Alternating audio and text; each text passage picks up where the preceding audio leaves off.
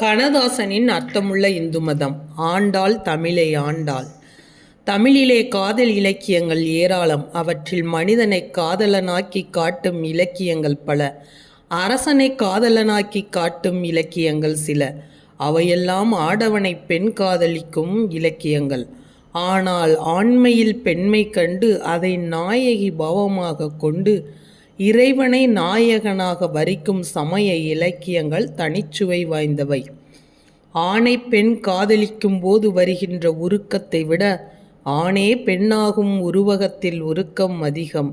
காதலுக்கு சொல்லப்படும் இலக்கணங்களையெல்லாம் அந்த ஆணாக பிறந்த பெண் உருவங்கள் எப்படி எப்படி கையாளுகின்றனர். அப்படி கையாளும் போது நமது தமிழ் மொழிக்கு இந்து சமயம் வழங்கியுள்ள வார்த்தைகள்தான் எத்தனை! அவற்றில் 4000 திவ்ய பிரபந்தத்தை புதிய தமிழ் சொற்களின் அகராதி என்றே அழைக்கலாம். பெண்மையின் காதல் அவஸ்தையை சித்தரிக்கும் 109 பாடல்களோ மற்ற சங்ககாலத்து அகநூல்களோ ஏன் கம்பராமாயணமோ கூட காட்டாத வான வேடிக்கைகளை பிரபந்தம் காட்டுகிறது. தூதும் மடலும் உலாவும் பிரபந்தமும் தமிழுக்கு புதியவை அல்ல. ஆனால் பக்தி சுவையை இலக்கியச் சுவையாக்கி தமிழ் நயமும் ஓசை நயமும் பொருள் நயமும் கலந்து படிப்பவர்களுக்கு தெய்வீக உணர்ச்சியையும் லௌகீக உணர்ச்சியையும் ஒன்றாக உண்டாக்குவது திவ்ய பிரபந்தம். இதை தமிழுக்கு இந்து மதம் செய்த சேவை என்று சொல்வதில் தவறென்ன? தமிழகத்துறையில் அச்சம், நாணம், மடம், பயிர்ப்பு என்ற குணங்களும் விரக வேதனையில் அங்கங்களில் ஏற்படும் மாறுதல்களும் விரிவாக சொல்லப்படுகின்றன.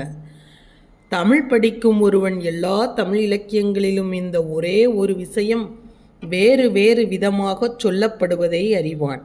அகநூல் விதிப்படி நாணிக் கண்புதைத்தல், நெஞ்சோடு கிளத்தல் என்றெல்லாம் பகுத்து கொண்டு எழுதப்பட்ட நூல்கள் உண்டு.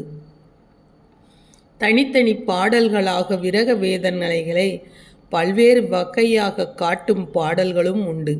அவற்றிலெல்லாம் காதல் என்பது கற்பியலிலும் முடியும், இல்லை களவியலிலும் முடியும். அந்த இலக்கியங்களுக்கு காதலை மிகைப்பட சித்தரிப்பதை தவிர வேறு நோக்கம் கிடையாது. ஆனால் சமய இலக்கியத்தில் காதலுக்கும் பக்தியே மூல நோக்கமாகும்.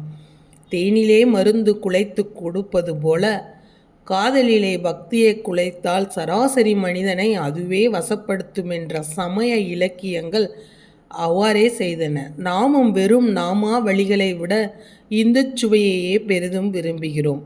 உலகத்தில் எல்லாமே இறைவனுடைய இயக்கம். ஆண் பெண் உறவு இதற்கு விதிவிலக்கல்ல. அந்த சுவை மிகப்பட போயினும் தவறில்லை. அது ஞானியை இறைவனிடமும் நல்ல மனிதனை மனைவியிடமே சேர்க்கிறது. அந்த வகையில் பிரபந்தம் காட்டும் திருமொழிகள் அளவிட முடியாத உணர்ச்சி களஞ்சியங்கள். நாச்சியார் திருமொழியில் பல தமிழ் வார்த்தைகள் எனக்கு வியப்பளித்தன. ஆண்டாள் என்றொரு பெண்பார் பிறப்பு இல்லை என்றும் அது பெரியாழ்வாரே தமக்கே கற்பித்து கொண்ட பெண்மை என்றும் சிலர் கூறுவர். ஆனால் வடக்கே ஒரு மீராபாயை பார்க்கும் தமிழனுக்கு தெற்கே ஒரு ஆண்டாளும் இருந்திருக்கலாம் என்ற நம்பிக்கை வரும். அது எப்படியாயினும் நமக்கு கிடைத்திருப்பது ஒரு அரிய கலைச்செல்வம். நானும் என்னை காதலியாக்கி கொண்டு கண்ணனை நினைத்து உருகியிருக்கிறேன்.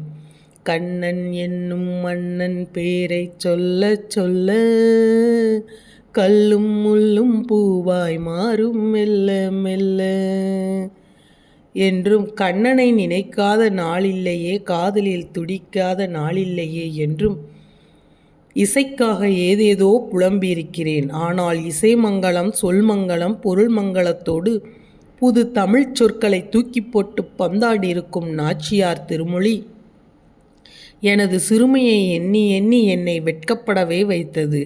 அந்த சீர்மல்கும் ஆயர்பாடி செல்வச் சிறுமியரை கூர்வேல் கொடுந்தொழிலனிடம், நடந்த கோபாலன் குமரனிடம், ஏராந்த கண்ணி யசோதை இளஞ்சிங்கத்திடம், கார்மேனி செங்கன் கதிர்மதியும் போல் முகத்தானிடம் அழைத்துச் செல்வது தமிழில் அற்புதமான பாவைக்கூத்து. நாம் நெய்யுண்ணோம், பாலுண்ணோம், மையிட்டெழுதோம், மலரிட்டு நாம் முடியோம் என்கிறார் நாச்சியார். அவன் ஓங்கி உலகளந்த உத்தமன். ஆகா, எவ்வளவு அற்புதமான உருவகம்! அங்கு நீங்காத செல்வமாக நிற்பன எவை தெரியுமா? வாங்க குடம் நிறைக்கும் வள்ளற் பெறும் பசுக்களாம். பசுவுக்கு வள்ளல் என்ற பட்டத்தை பக்தியின்றி எது சூட்டும்? ஒரு உருவகத்தை கேளுங்கள், அதுவும் விஞ்ஞான உண்மை. மழை பெய்வதை நாச்சியார் கூறுகிறார். ஆழிமலைக் கண்ணா ஒன்று நீ கைக்கரவேல், ஆழியில் புக்கு முகந்து கொடு ஆர்த்தேரி, ஊழி முதல்வன் உருவம்போல் மெய்க்கருத்துப் பாழியந்தோளுடைய பத்மநாபன் கையில் ஆழிபோல் மின்னி வலம்புரி போல் நின்றதிர்ந்து தாளாதே சார்ங்கம் உதைத்த சரமலை போல் வாழ உலகினில் பெய்திடாய். கடலிலே புகுந்து நீரை எடுத்து ஊழி முதல்வன் உருவம்போல் உடம்பு கருத்து மேகமாகி பத்மநாபன் கையில் ஆழிபோல் மின்னி சங்குபோல் முழங்கி வில்லிலிருந்து பொழிந்த அம்புபோல் மலைபோல் மழை பெய்ய கோருகிறார் நாச்சியார். அந்த கண்ணன் மாயன் மடமதுரை மைந்தன் வீங்குயீர் இலங்கை என்றானே கம்பன். இங்கே நாச்சியார் தூய பெருநீர் யமுனை துறைவன் என்கிறார். தாயை குடல் விளக்கம் செய்த தாமோதரனே, எவ்வளவு புதிய சொல்லாட்சி! அதோ வருகிறான் கண்ணன். தூமணி மாடத்துச் சுற்றும் விளக்கரிய தூபம் கமல துயிலனை மேல் கண் வளரும் மாமன் மகளே, மணிக்கதவம் தாழ்த்திரவாய் மாமீர் ஏ மாமிமார்களே, அவனை எழுப்பீரோ. நாற்ற துழாய்முடி நாராயணன் வந்திருக்கிறான். நம்மால் போற்ற பறைதரும் புண்ணியன் அவன். குற்றமொன்றுமில்லாத கோவலர்தம் பொற்கொடியே, சிற்றாதே நீ அசையாதே பேசாதே நீ செல்ல பெண்டாட்டி. வார்த்தை வந்து விழுகிறது நாச்சியாருக்கு. புள்ளினம் புலம்புகிறது. நீ குள்ள குளிர குடைந்து நீராடாமல் பள்ளி கிடத்தியோ அடப்பாவி, உன் புலக்கடை தோட்டத்து வாவியில் செங்கொழு நீர் வாய் நெகிழ்ந்து ஆம்பல் வாய் கூம்புதடி. எல்லே இது பாண்டி நாட்டு வழக்கு. இளங்கிலியே இன்னும் உறங்குதியோ? ஐயோ, இதென்ன கண்ணனும் தூங்குகிறானே. அம்பரமே தண்ணீரே சோரே அறஞ்செய்யும் எம்பெருமான் நந்தகோபாலா, எழுந்திராய் அம்மா யசோதா, கொம்பனார்க்கெல்லாம் கொழுந்தே குலவெழுக்கே எம்பிராட்டி, உன் மகனுக்கு கொஞ்சம் சொல்லம்மா. ஒருத்தி மகனாய் பிறந்து ஓரிரவில் ஒருத்தி மகனாய் வளர்ந்தவன் அல்லவா, அவனை அர்த்தித்து வந்திருக்கிறோம். ஏ கண்ணா, ராசலீலை மறந்தாயா? குத்து விளக்கெரிய கோட்டிக்கால் கட்டிலின் மேல் மெத்தென்ற பஞ்சனை சயனத்தின் மேலேறி கொத்தலர் பூங்குழல் நப்பினை கொங்கை மேல் வைத்து கிடந்த மலர் மார்பா, வாய்த்திரவாய். அடியம்மா நப்பின்னை, நீ உன் மணவாளனை விட்டு எந்நேரமும் எழுந்து வர மாட்டாயா? எந்நேரமும் பிரிவு பொறுக்க மாட்டாயா? நல்லது, இது தத்துவம் அல்ல, தகவுடையதுதான். ஏ கப்பல் தவிர்க்கும் களியே, வெப்பம் கொடுக்கும் விமலா, நாங்கள் ஆற்றாது வந்துன் அடிபணிகின்றோம். எழுந்து வா, கிண்கிணியாய் செய்ய தாமரை பூ போல உனது செங்கண் சிறுகச் சிறகு எங்கள் மேல் விழிக்காதோ? அன்று இந்த உலகை அளந்தாயே, சென்று தென்னிலங்கை வென்றாயே, கன்றை எறிந்தாயே, சகடம் உதைத்தாயே, குன்றை குடையாக எடுத்தாயே, மாலே வணிவண்ணா, கோல விளக்கே, கொடியே, விதானமே, ஆளிலையில் துயில் கொள்ளும் ஐயா, கூடாரை வெல்லும் சீர்கோவிந்தா, எழுந்து வர மாட்டாயா? குடகமும் தோள்வளையும் தோடும் செவிப்பூவும் பாடகமும் மற்றும் பல்வேறு நகைகளும் நாம் அணிவோம், ஆடை உடுப்போம்.